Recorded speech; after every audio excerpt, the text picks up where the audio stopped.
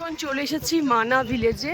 এটা আগে লাস্ট গ্রাম ছিল, এখন এটা হয়ে গেছে ফার্স্ট গ্রাম, ইন্ডিয়ার ফার্স্ট ভিলেজ। তো চলো তোমাদেরকেও ঘুরিয়ে দেখাবো।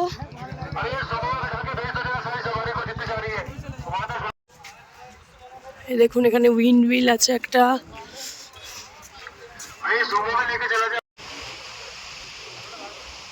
কত সুন্দর ভ্যালিটা, জাস্ট দেখুন, অসম্ভব সুন্দর একটা গ্রাম। এখন আমরা গ্রামের ভেতরে ঢুকিনি, জাস্ট রাস্তা দিয়ে যাচ্ছি। আসলে আজকে একজন কোনো গেস্ট এসেছেন, তার জন্য আমাদেরকে অনেকটা বাইরে নামিয়ে দিয়েছে, মানে নাহলে গাড়িগুলো আরও ভেতর অব্দি যায়। জাস্ট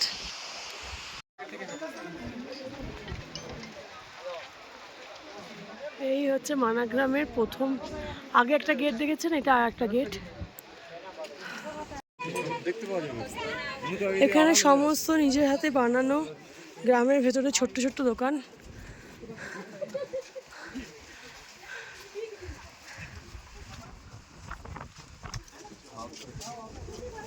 এখানে অনেক রকম হার্বস বিক্রি হচ্ছে, কিসের কোনটা কি জানা নেই। এই যে আমরা চলে এসেছি, মিঠিকে নিয়ে আসেনি। বাড়িগুলো একদম এইরকম ছোট ছোট বাড়ি ভেতরে, আর রাস্তাটা জুড়ে দোকান, রাস্তার দুধার ধরে দোকান।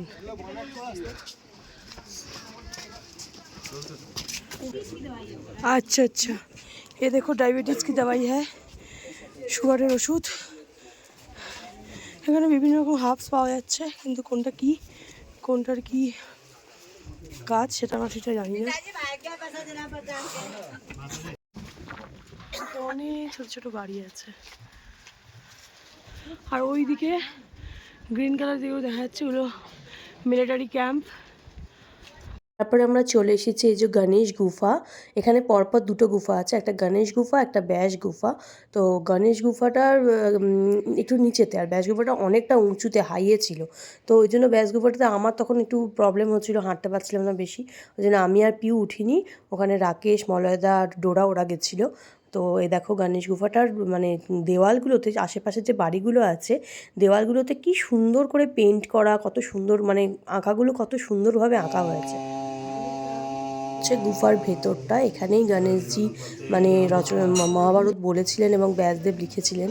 তো দেখো গুফার ভেতরটা কত অন্ধকার টাইপের ছিল, একটা প্রদীপ জ্বলছিল আর একজন ওখানে বসে গণেশ নাম করছিলেন। আর মানা গ্রামের ভিলেজের ভিউ দেখো, উপরে হচ্ছে ব্যাস গুহা আর লাস্ট টি স্টল এখানেই আছে।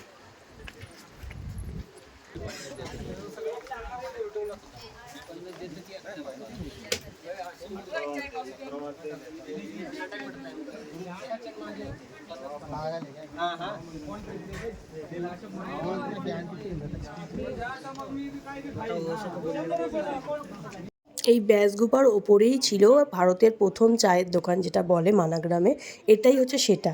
আর এখানে এখন বর্তমানে অনেক এরকম দেখা যায় যে প্রথম চায়ের দোকান, সবকটা চায়ের দোকানে লেখা আছে প্রথম চায়ের দোকান, কিন্তু অরিজিনাল হচ্ছে এটাই। ভীমপুলের রাস্তা এখান দিয়ে ওই নিচে দিয়ে ওখান দিয়ে ওই দিক দিয়ে চলে গেছে ওই যে।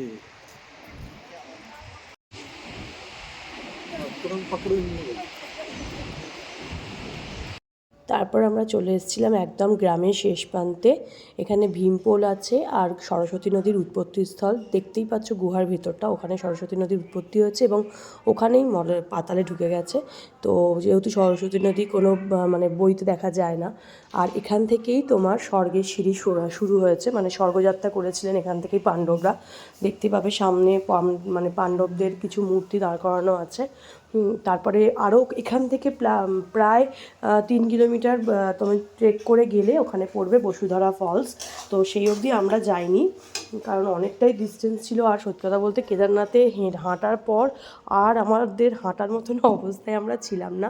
তো ওই জন্য বসুধরা ফলস অবধি যাইনি, আমরা এখানেই দাঁড়িয়েছিলাম, সরস্বতী নদীর এটা দেখছিলাম। তারপরে পাশেই সরস্বতীর মন্দির আছে, ওখানে দর্শন করে আর একটুখানি গেছিলাম। তো দেখতেই থাকো, দেখাবো তোমাদেরকে।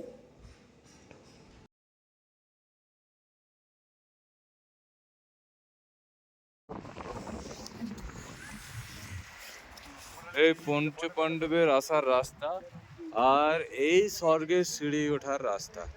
এখানে 3টে সিঁড়ি পর্যন্ত দেখতে পাওয়া যায়, তারপর তারা স্বর্গে চলে গেছিল।